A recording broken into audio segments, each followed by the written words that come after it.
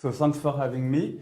So what I'm going to present today is indeed a mix of two papers which have just been published. The first one has appeared in the Journal of Stability. It's about the network of the CDS market. And the second one is with Darrell Duffy and Martin Scheicher, and is about central clearing and collateral demand in the Journal of Financial Economics. And in those two papers, we use the same data set, which is a quite unique and nice data set about bilateral exposures in the CDS market worldwide. And just let me give you one motivation for each of the two papers.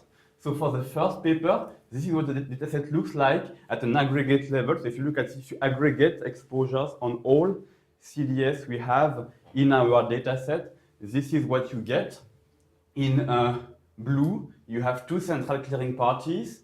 In orange, you have 14 dealers. And in red and green, you have end users. Green end users are those who are net buyers of CDS, and red nodes are sellers of CDS. And as you see, it's difficult to see something meaningful from this, and we go at a more granular level to provide a clear view about how this network looks like. The motivation for the second paper is this. Here we just look at one CDS name. So we look at one name, and this is the network as we see it in the data right now.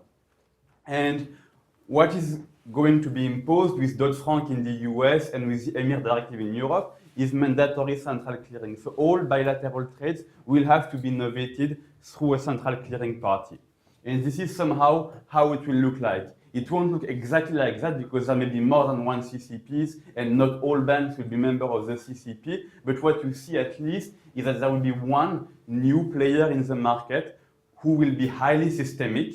And so it's extremely important for this player to be well managed. So there are a lot of issues related to CCP risk management in this setting. And what we will do in the paper is to look more at the collateral requirements that are needed for this to be safe somehow.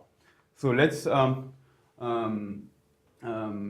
be more precise about the research questions. So all through the crisis, there has been a lot of discussions about the fact that the CDS market was extremely opaque. For example, the failure of AIG was due to CDS exposures, and regulators or market participants didn't know much about the CDS market. And this paper is somehow the first one to really look at the CDS market at a name level and at a global level with true bilateral exposures. And of course, the network structure that we are going to observe matters a lot for the contagion outcomes.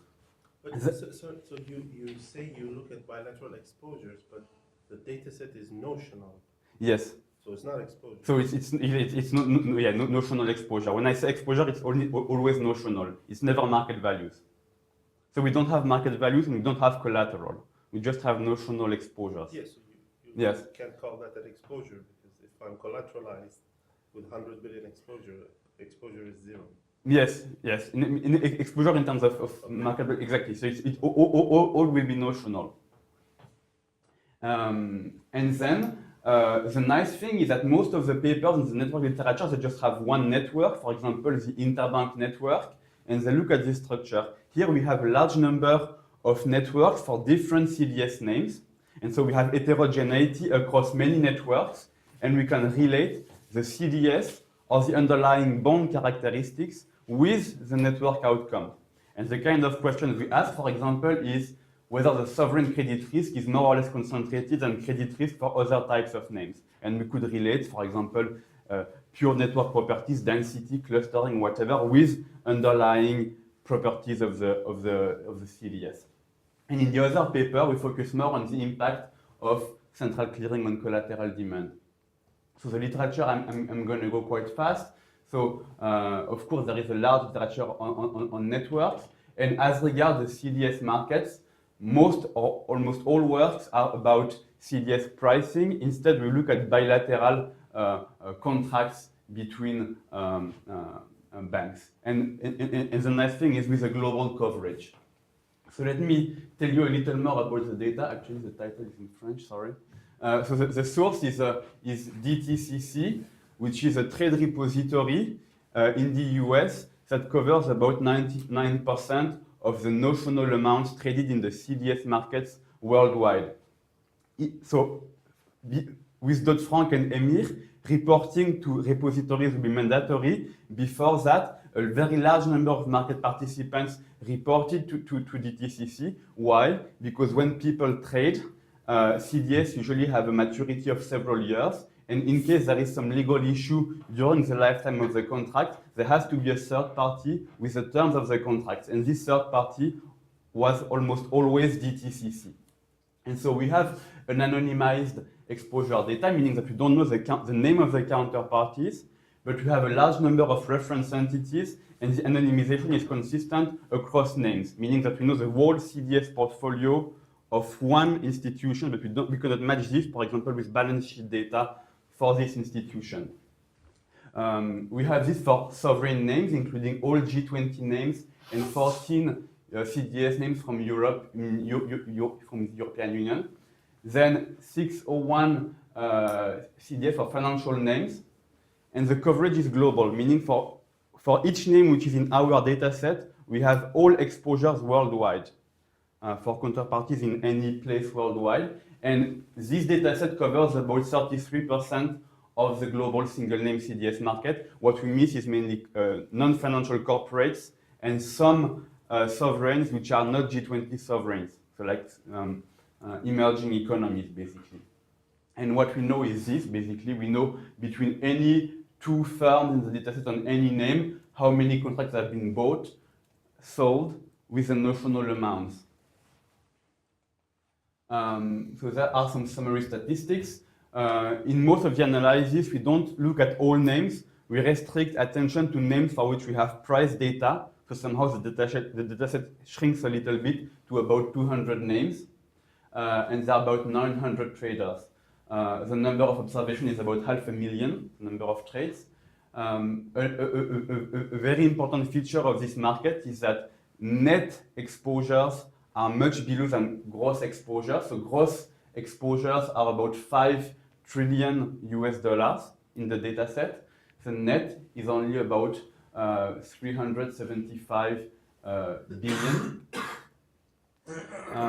And then we have a nice core periphery structure. So I'm not going to go into all the details of the metric which I'm using, which we have in the paper. So we observe a clear core periphery structure with about 14 dealers. So out of those 5 trillion notional, 14 dealers concentrate about 84% of all those notional exposures and about 300 billion net exposures. Those dealers do a lot of intermediation in this market, so they have a really low net over gross ratio, whilst all other end users have a much higher net over gross ratio. This implies somehow that the activity is extremely concentrated. Also, 75% of all trades are just trades between dealers. So of the 500,000 trades, 75% are just between 14 of the traders. But the nice thing is that the concentration of risk, of credit risk, as we observe, of course, with the caveat that we don't have collateral, is that net exposures, they only have 38%. The concentration of activity doesn't match the concentration of risk. So just a comment. So this argument has been repeatedly used, but DTCC, I mean, the dealers have to report to DTCC. Others do not have to. So is that the reason why the vast majority of the trades are dealer trades? No, yes. So hedge funds. I mean, it's not clear. Probably DTCC overstates a little bit the coverage of their data sets, but even we have trades between end users which have been reported to DTCC. Yeah, but they don't have to. There's no obligation. No, even with dealers, there was no obligation in the past. Now there will be an obligation, but the dataset is as of 2011, and there was no obligation also at the time. Somehow, the nice issue is that when we look at the total notional in the DTCC data and the notional given by other sources, for example, the BIS, it's almost the same. So there is not much. What you're showing here, you don't really need the bilateral data to see this. You can see it already at the level of aggregate. Yes. Is there anything more that you see in the bilateral data that you cannot glean from aggregate data? I mean, when we go at the name level, this, yes, for sure. At an aggregate, you can select from the aggregate data. Yes, sure. This, for example, is something we cannot see at the aggregate. I mean, much less. If you look at each trader and you look at who is a net seller or a net buyer of CDS overall, only 18% of the traders are net sellers, meaning that about 80% are net buyers, and the concentration of who is going to pay in case there is a credit event is quite concentrated. But is that because people think they're hedging? Sorry? Well, if the vast majority of presumably financial institutions are buying CDS, is that because they think they're hedging with these things, or are they speculating? It's not clear. In the second part, we give some intuition about why you can use CDS and how can that relate to the network properties which you observe. There is, of course, CDS used somehow for hedging. There may be trading. There may be regulatory arbitrage. Because if you use CDS, yes, if you use CDS, you can lower the capital requirements. So that can be one thing. This is, of course, we cannot identify each use of CDS from the data. No, I understand that. Yeah, okay, thank you. Yeah, we have some elements in the paper which I'm going to discuss briefly later on.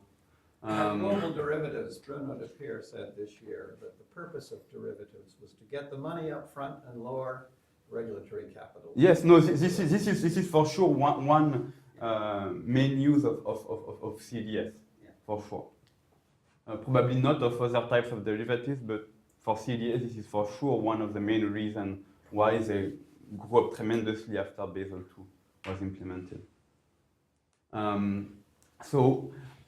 We observe the network properties which look similar to those documented for other types of networks, meaning low density, small world properties, average path length between any two traders, which is quite low. So a lot of intermediation, which we can interpret as resulting from prime brokerage in this context. What do you mean by low density, please?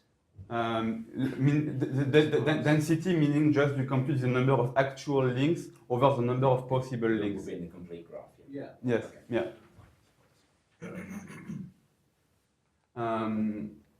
So then, as I said, we go at a more granular level and we try to look at the heterogeneity across those 200 networks. So we match CDS, we match CDS with additional characteristics about the bond and the CDS riskiness. So we have data on underlying bond volume outstanding, average maturity, collateralization. As regards the CDS price, we have the CDS spread, the historical volatility of the spread, and we have the beta. And we also have the average number of trades on each CDS name. And the question we ask is what are the CDS or bond characteristics which are related to some of the network properties which we observe at the name level. So for example, concentration, activity, and so on. We focus more attention about variables which have a clear interpretation in terms of policy or contagion. So we focus on explaining the market size, the activity, meaning the number of trades every day, and the concentration of the market. And we use, of course, those variables as independent variables.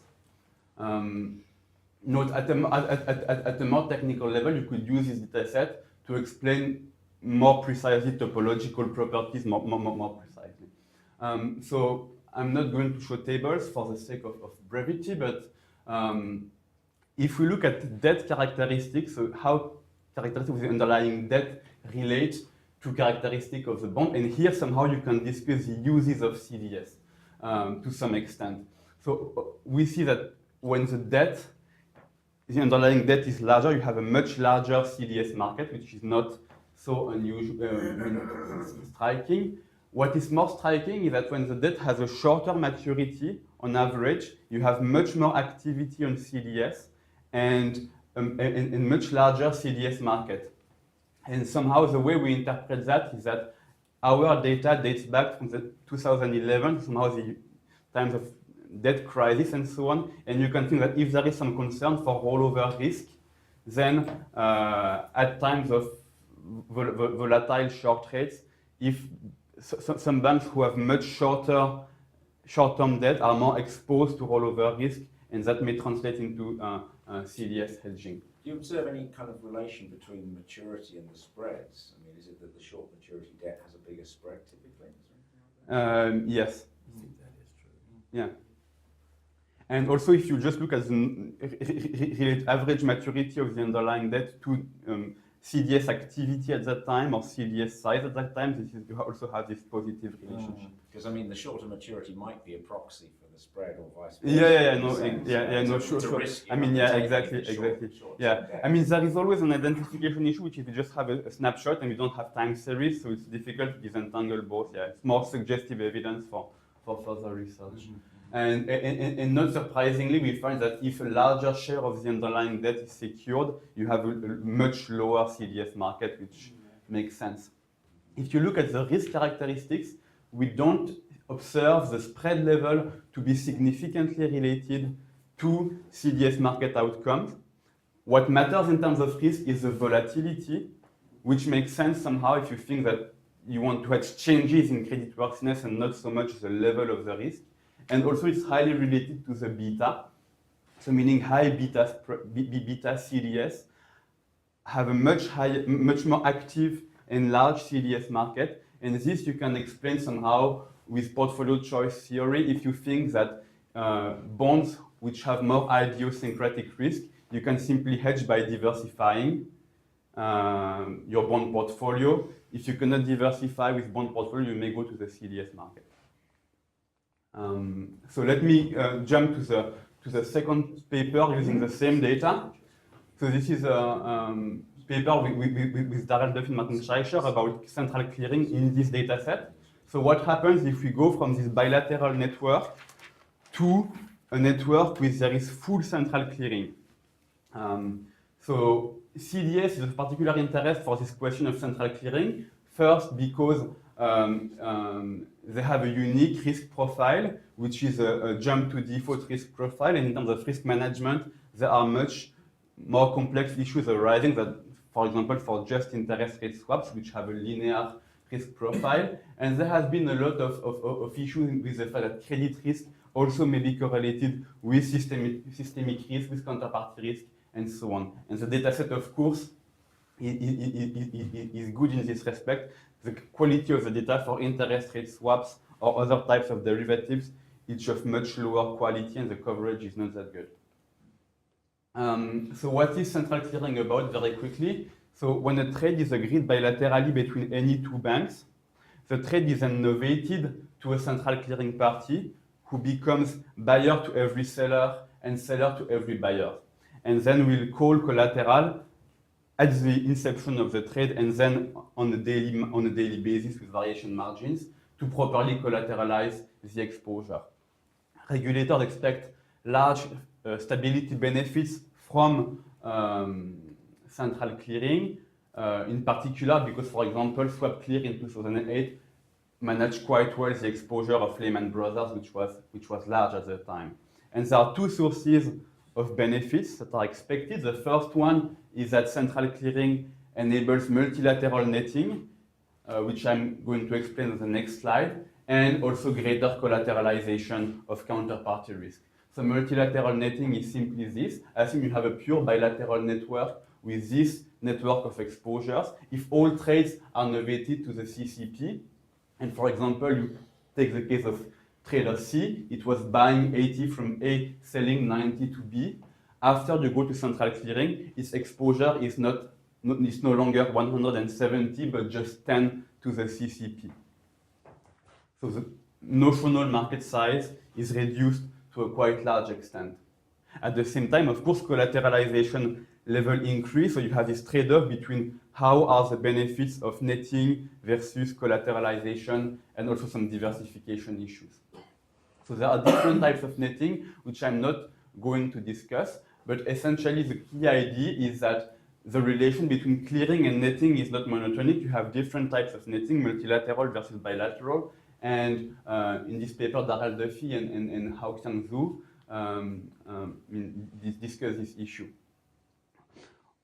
what is going to happen so is that all standardized CDS will have to be cleared. It's about 50% of all derivatives that in the end will have to be cleared. And so those CCPs will become key players, and so their risk management is extremely important. They have a lot of risk management tools, including strict membership rules, margin calls and collateral, contributions to a default funds. And in case there is a default of one member, the remaining member participate in the default process, and also the CCP has some capital and what's called default waterfall, meaning an ordering of who is going to pay in case there is a default. In this paper, we simply focus on how moving from a bilateral market to a central clearing changes collateral demand.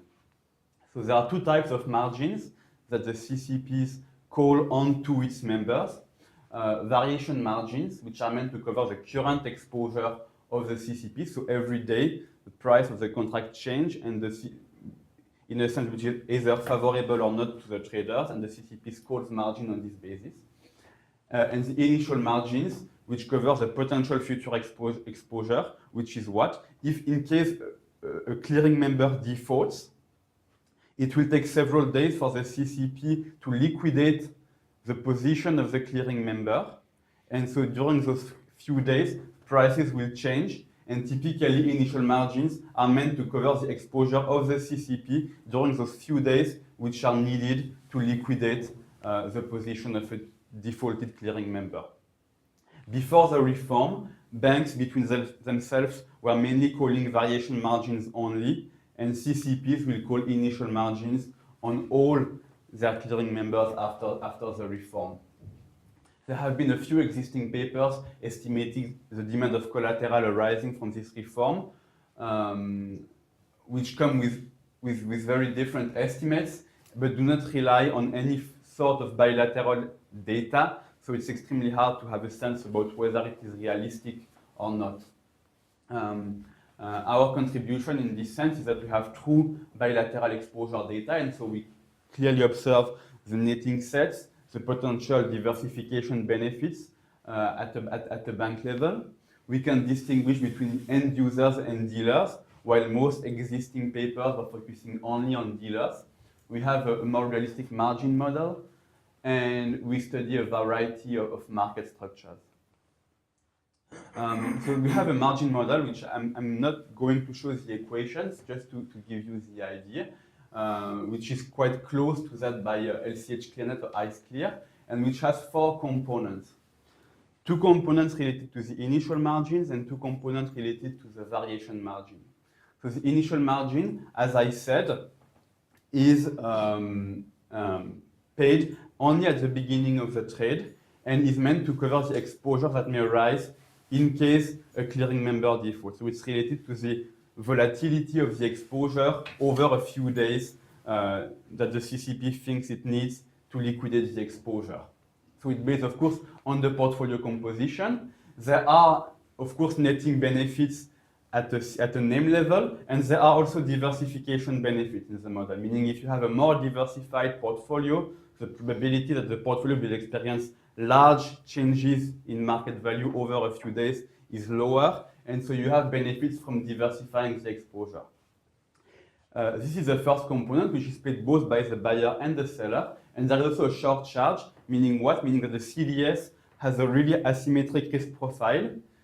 The risk for the seller is just that the buyer doesn't pay the premium, which is usually a low amount of the notional, while the risk for the buyer is that the seller cannot just pay at all in case there is a default. So the seller of the CDS has a much higher risk than the buyer, and so there is a short charge applied on net exposure to which the CDS the bank is a seller.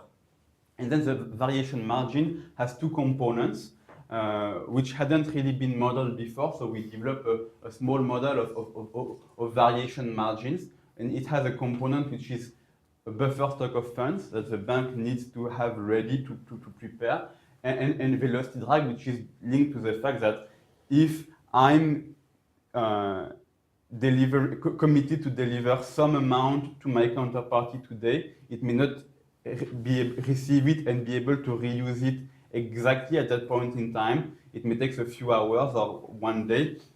So there is some velocity drag within the system. But So- the variation margin shouldn't depend on central clearing. So why are you? Yeah, because it will depend at some point because there is some diversification benefits. Variation, if Yeah, but I mean, variation margin is the change in market value, whether I centrally clear or not. yes, but if I have 10 trades with you, I pay variation margins based on the volatility of those 10 trades.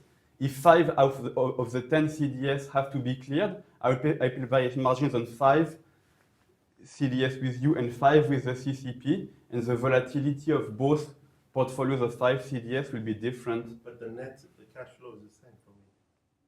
It needs Same portfolio gets same. I mean, for the buffer, it's true. For the velocity, it's not true. What's It need not be because it's.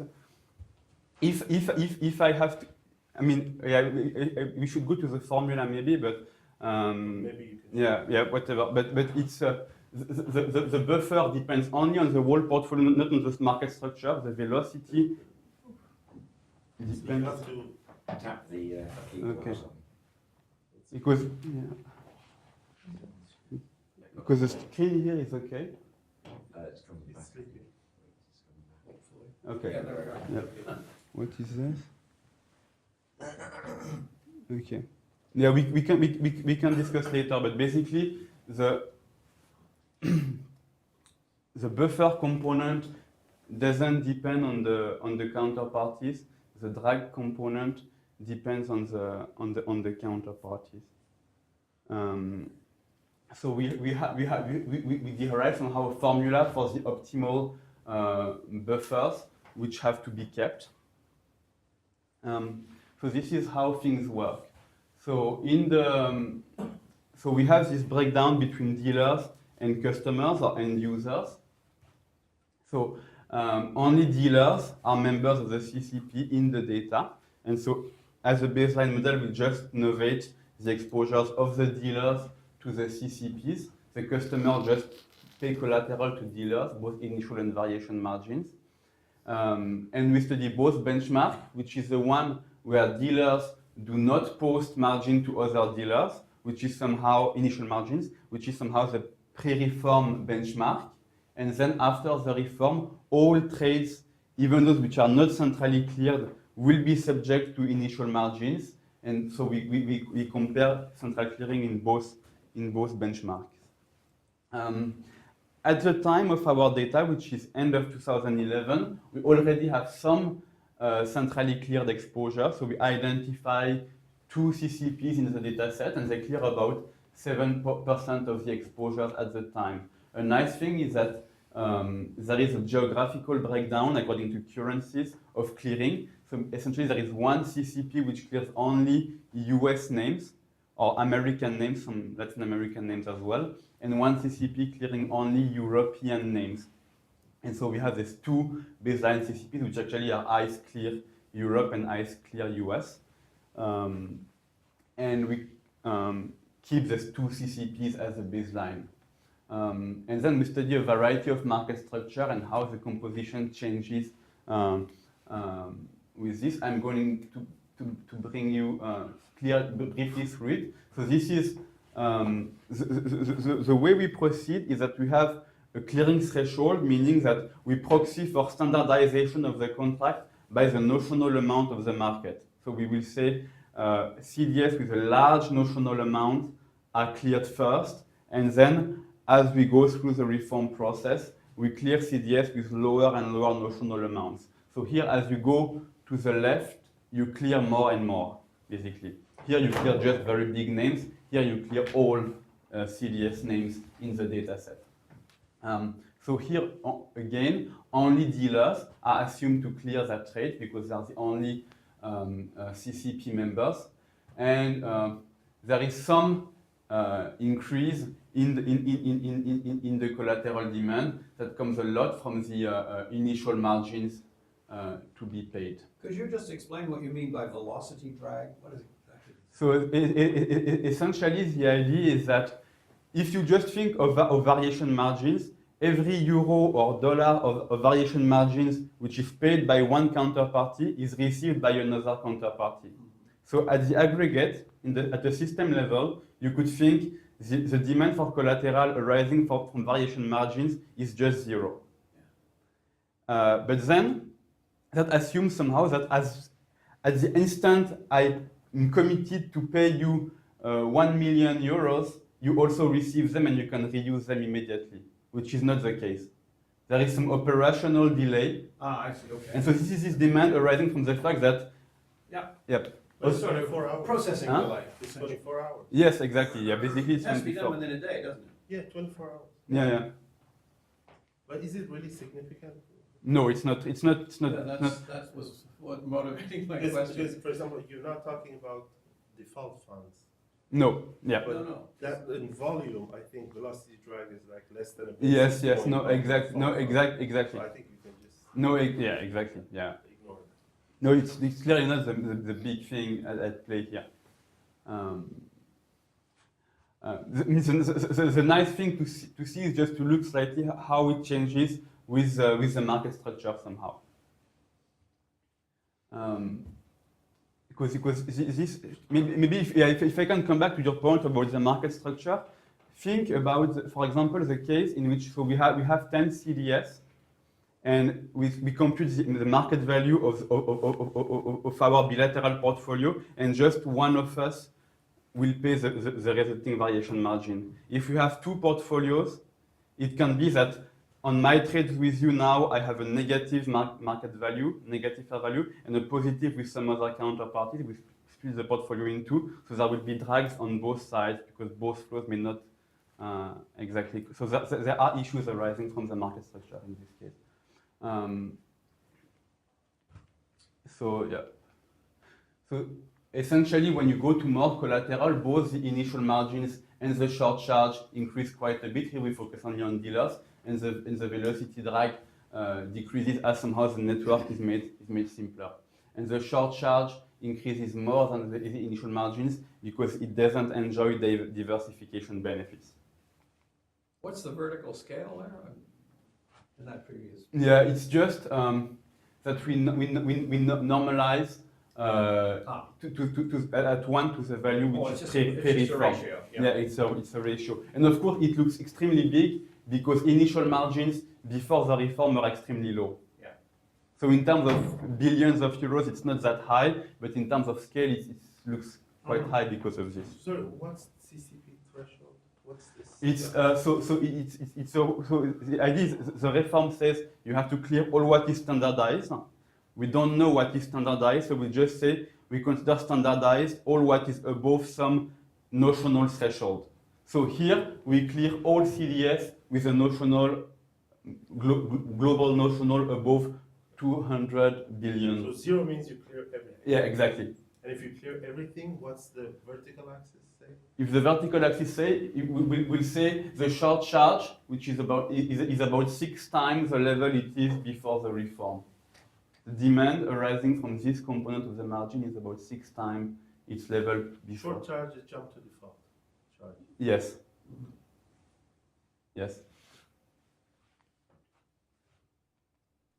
Now do the same simulation, but assuming you have dealer-to-dealer initial margins in the baseline case. And here actually what we find is that collateral demand doesn't increase as you clear more, it decreases. Why? Because you have this trade-off, which is the fact that you pay more collateral to the CCP at the trade level, but you have those multilateral netting benefits. And what we find is that those multilateral netting benefits on the whole outweigh the lost collateral. What we try to do is to see how sensitive are the estimates to the way margins are computed. So in the baseline case, we compute initial margins based on the volatility at a 5 days horizon. And actually, if you go from 3 to 10 days, you see that the total collateral demand may change quite a bit, and it's even more so it's even more sensitive for customers because they have less diversified portfolios. So somehow their margin is more sensitive to the assumptions made about the model. So in terms of policy, there may be issues about the choice of the margin model. If you think that in the case of Basel II and capital requirements, banks have been complying also by changing the way they compute value at risk and so on, there may be the same kind of issue arising here with playing with the initial margins formulas. You can change quite a bit the total collateral demand But here, that the arises. CCP computes the margin. Yeah, exactly. So yes, that's a very different. Yeah, exactly. Yeah, in this sense, yes. In the last 5 minutes, let me just. So we add a number of things. So first, we consider what if dealers in the baseline case can rehypothecate collateral.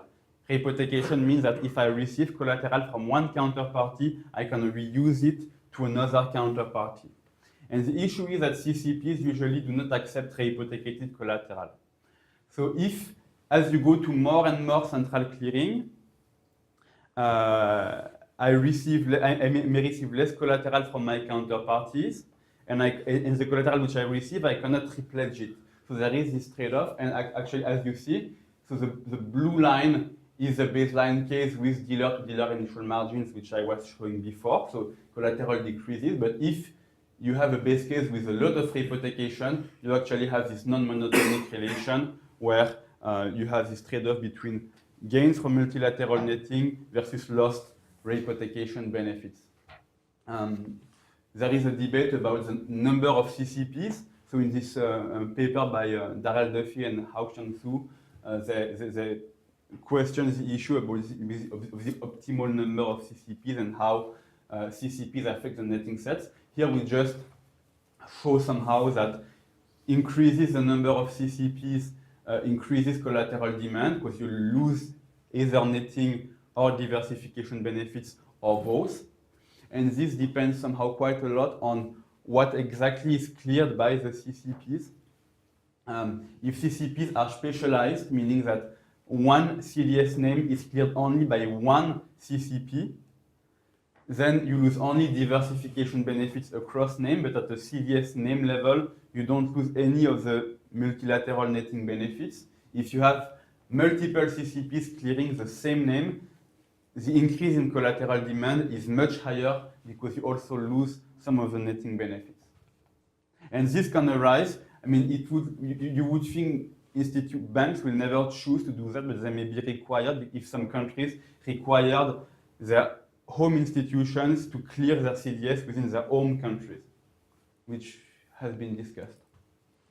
The last thing which we discuss is client clearing, which is what? Which is the thing that most of the end users are not going to become clearing members because there are some costs in terms of default fund, in terms of initial requirement, membership requirements, and so on. And so dealers are going to clear the positions of their client end users.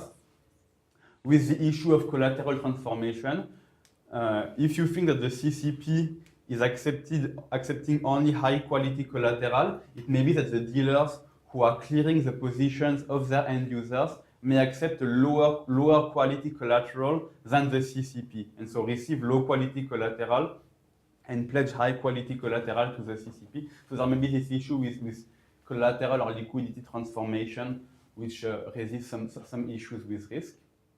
And so again, you have a trade-off which arises. If you go from the benchmark with no dealer-to-dealer initial margins, the blue is the baseline case where collateral demand just increases as you clear more. When there is client clearing, you have this non-monotonic relation which arises from the fact that at some point, if dealers clear very large positions of their end users, they have large netting and diversification benefits which arise and which outweigh the fact that they clear a larger portfolio. You also have distributional effects, which I'm not going to discuss. Just mention some other paper which I have, which is a theoretical paper where here one caveat is of course that we consider that the network of exposures remain the same after the reform, which is not going to be the case somehow. There is some endogeneity of the network structure to the collateral requirement, and if the cost of collateral is too high, then some exposures will just not exist any longer. And so we have a model of network formation for derivative exposures. And of course, there are a lot of other aspects related to CCP risk management, including CCP failures and so on. So just to wrap up, the first part on the structure, we observe a clear core periphery structure with a market centered around 14 dealers. But the concentration of activity does not map the concentration of risk. And in terms of ultimate credit risk, somehow less than one institution out of 5 is a net CDS seller. As regards the clearing, the increase in collateral demand, which we estimate, compared to previous estimates, is lower. But the market structure is extremely important, and there are other issues arising for CCP risk management as they will become systemic players. I'm going to stop here and maybe answer a few questions. If any. Some of your graphs you showed those simulations. I mean, what was this, like a Monte Carlo calculation? I mean, tell me a bit more about how that for this summary chart. Further back, you had with the with the sort of the various coloured bands going across the picture. Is it here? No. This was that. Yeah, same simulation, right? So what's so exactly basically each point here, we impose a clearing threshold, and we can compute. This is somehow determined. In each point in this particular simulation is deterministic. There are some simulations. For example, when we go to this one, we have Monte Carlo simulations because we have to allocate randomly exposures to either one or other CCP.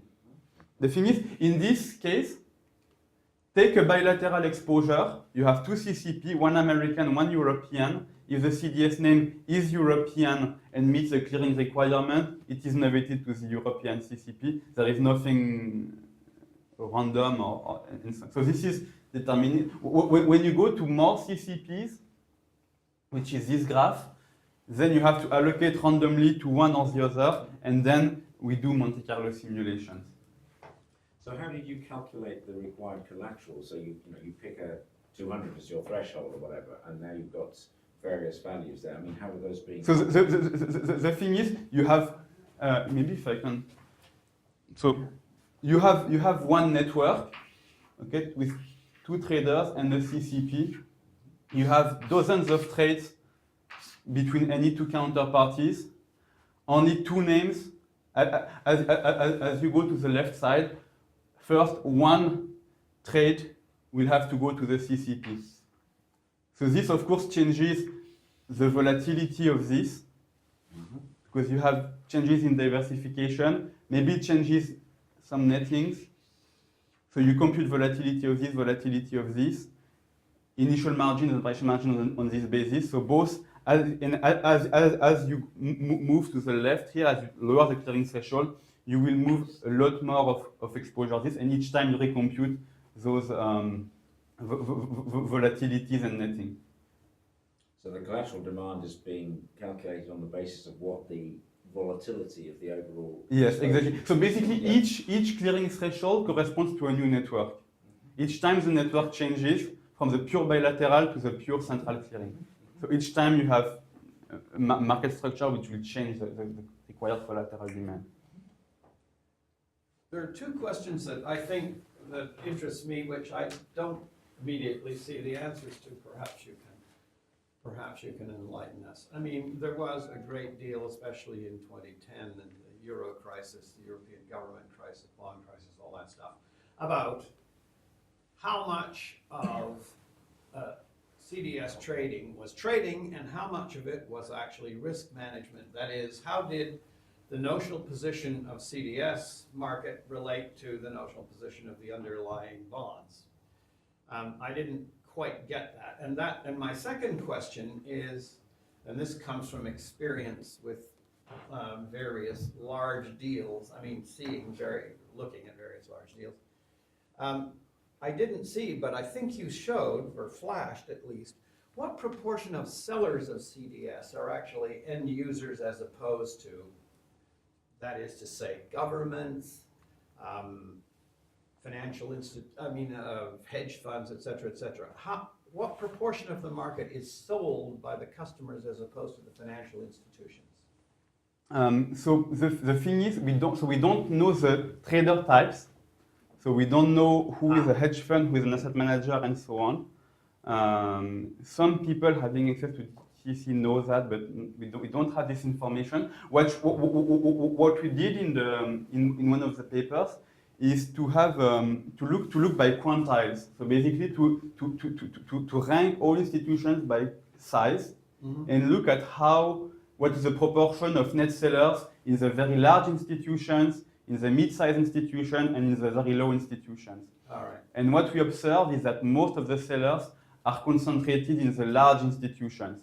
So if they are not the dealers, there will be the very large traders, which are the very large banks somehow. And there are a few asset managers and hedge funds which have large positions here.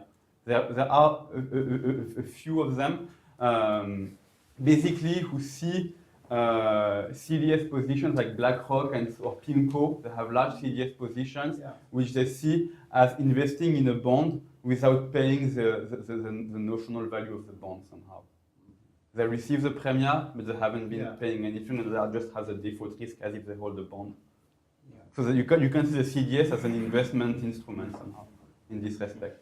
And regarding your first question, so there is one data set which I worked on in something else, where we had CDS exposures and bond exposures for European CDS names, and actually the correlation is extremely low, meaning if you take traders who have large CDS exposures, or who have been buying a lot of CDS on Spain, it doesn't predict at all how much Spanish government bonds it holds. This has a simple explanation. The reason the CDS market was created, it was created actually when the US regulators forced the dealers in bonds, corporate bonds, to move to a central order book system. Yeah. So before that, bond trading was completely over the counter. In the 90s, they introduced the TRACE system. The TRACE is an electronic system where you have to submit all orders for bonds. And so the supply and demand for bonds became visible. And this reduced by a big margin of profit of trading in bonds. So that was when CDS was invented. It was invented as a way of trading the credit risk of corporates without having to comply with this, without having to comply with these new transparency requirements. So I think it's really an alternative instrument. Yeah, exactly. So you that way, it shouldn't be. Sure. Yeah, and exactly. You have a recent paper estimating the transaction cost for bonds and CDS, and of course it's much lower for CDS than for bonds. It's a way of playing a pure credit position. Exactly. Mixed up with exactly. What motivated my question is, during the Eurobond crisis, the entire French and Italian banking industry were selling CDS on their own government bonds. Yes. And the second thing that I found quite interesting and motivated the question about how of customers rather than dealers is the case of Milan, who floated a $1.8 billion, I suppose, bond issue, and then was sold derivatives covering this by the 4 banks that issued it to the same notional, and they lost within about 6 or 8 months. They lost nearly $1 billion. They then settled. There were a long court case, both criminal and commercial, and they settled the commercial case for 450 million. So the treasurer of Milan thought, beat his chest. Papers were full of they got back most of their losses because the Italian financial police always exaggerate the losses of governmental institutions. And so everybody was happy, except for one thing. The banks got the city of Milan to sell them, don't know the notional, but obviously more than the 450 million, CDSs on Italian government bonds when they were in fact at their highest spread, and therefore the money never left New York or Frankfurt or wherever, because they were keeping the cash as collateral. And I doubt that the city of Milan will ever see the 450 million back. Yeah. And I think a lot of that's gone on, actually, particularly with local governments in Europe. No, exactly. It can well be, yeah.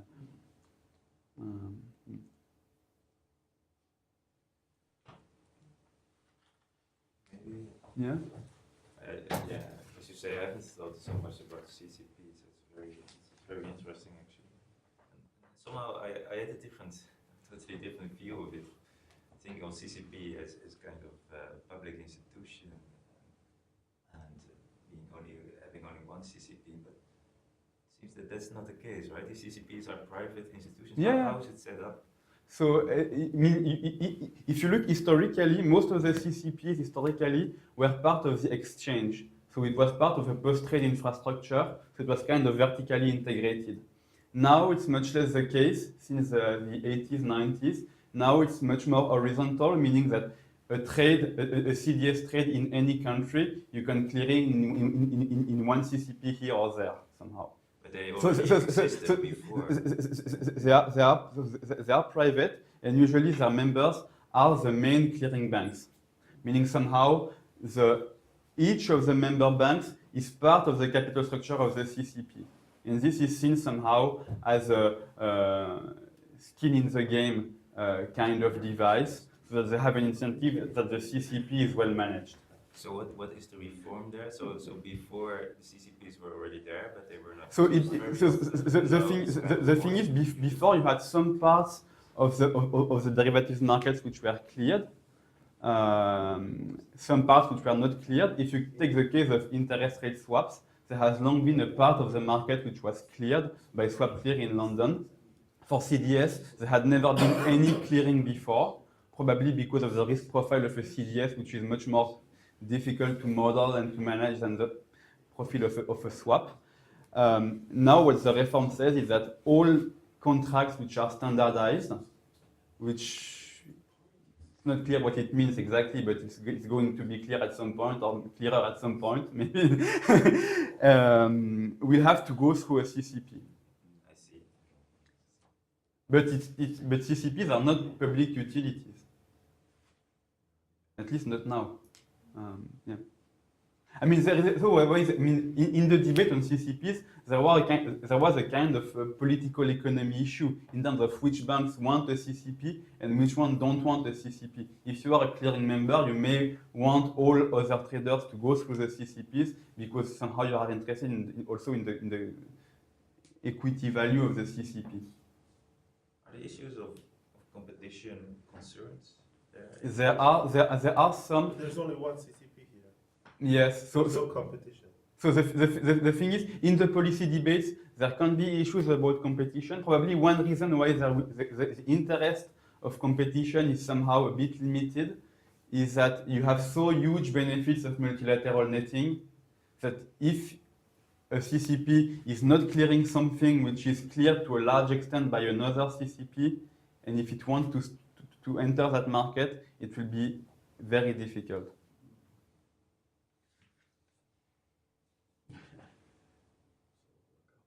There's only one CCP for crypto fund swaps. The two are owned by the same. Yeah, exactly. It's two branches of the same. Margins are then determined by monopolists. Yes. Yeah, I mean, there is clearly, that's why there are a lot of risk management issues in that they will clear like half of the derivatives markets worldwide, and in one institution, which is so it's extremely important that the risk management rules are well designed. and that margins are high enough.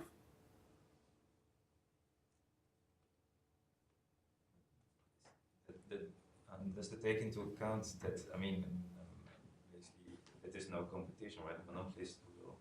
Yes, yes. Yeah, it I'm means not sure how you compete the margins, but yeah, it means this is discussed. Yeah, exactly. How optimal is the margin level that is set compared to another benchmark? This is really a main policy issue. I have a question in one of the last graphs that Yeah. you showed. Yes, exactly that one. Why does it drop with client clearing when you lower the threshold? So essentially, it means that dealers clear positions of the end users, and so somehow they clear a much larger portfolio, which is their own portfolio plus the portfolio of the clients, and they have diversification benefits or netting benefits on all this. Okay, and if all the clients chose to have segregated accounts, would the two line be? Yes, yeah, exactly. If you have full segregated accounts, yes. Okay, so that's just. Yes, this is Clients do not. assuming you clear the portfolios of the client as part of your own portfolio. So you merge all the client Exactly. portfolios. Exactly, at one dealer, yeah. Okay. Yes.